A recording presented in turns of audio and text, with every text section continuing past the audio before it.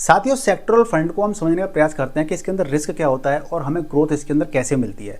Sector fund मतलब कि कोई स्पेसिफिक सेक्टर के अंदर आप पैसा लगा रहे हैं, जैसे कि आईटी सेक्टर हो गया, फार्मा सेक्टर हो गया, एफएमसीजी सेक्टर हो गया, ठीक है ना, या पेट्रोलियम के जो सेक्टर होते हैं उसके अंदर आप पैसा लगाते हैं।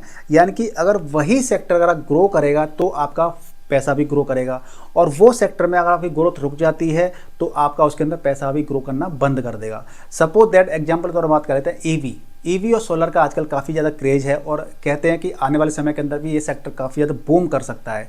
तो इसमें अगर हम पैसा लगाते हैं तो आने वाले 5-10 साल के अंदर इसके अंदर हमें अच्छा ग्रोथ देखने को मिल सकता है। लेकिन कोई एक सेक्टर जैसे कि आईटी सेक्टर की बात कर लेते हैं, तो आजकल की हालत अगर कुछ समय की बात करें तो आईटी सेक्टर काफ़ी ज़्यादा बेकार चल रहा है, काफ़ी ज़्यादा करेक्शन का मोड चल रहा है। तो आने वाले समय के अंदर अगर ये बूम करता है तो हमें इसका फायदा मिल जाएगा, और बूम नहीं करता है तो हमें इसके अंदर लॉसेस देखने को मिल सकते हैं, या फिर हम यूँ कहें कि हमें अच्छे रिटर्न्स देखने को नहीं मिलेंगे। तो इसका सॉल्यूशन क्या है?